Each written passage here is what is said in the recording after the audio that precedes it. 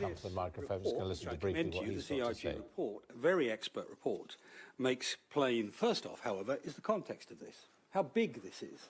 This is actually less than 5% of Northern Ireland economy, a smaller fraction of the Republic of Ireland, a smaller fraction still of the United Kingdom, and a very, very, very small fraction, a tiny fraction of 1% of the European Union.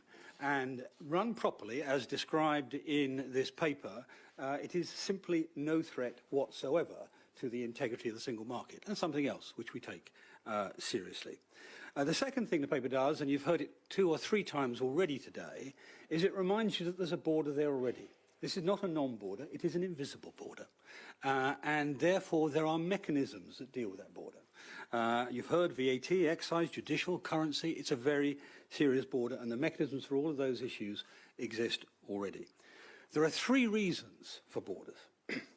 Number 1 is fiscal. That's tariffs and tax, VAT, corporation tax, excise duties and the like.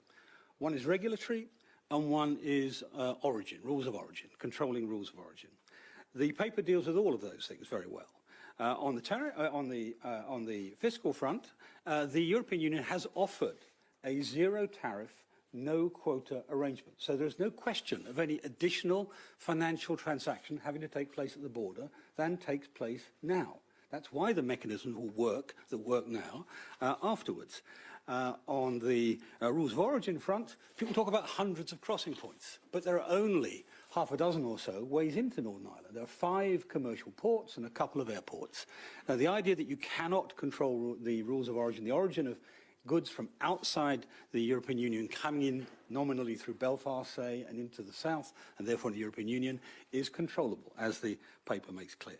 And on the regulatory front, you've heard everybody speak before, there are 4 real north-south regulatory issues in the north-south strands. 1's agriculture, 1's the electricity market, 1's road transport, and 1's waterways. Well, we're not going to be polluting waterways. We're not going to be reducing the safety of the transport.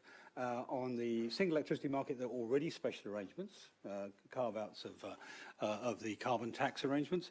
And on agriculture, as Owen said, there's a single epidemiological, or what the paper calls biosecurity area, to protect the south and therefore everybody else in the event of breakouts of disease, whether it's BSE or foot and mouth and so on.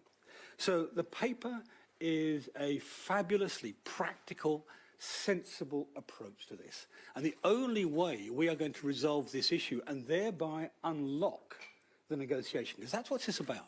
This is about unlocking the negotiations. The only way we can do it is by engaging at a practical level, which this paper does in a way which the Union has not yet done.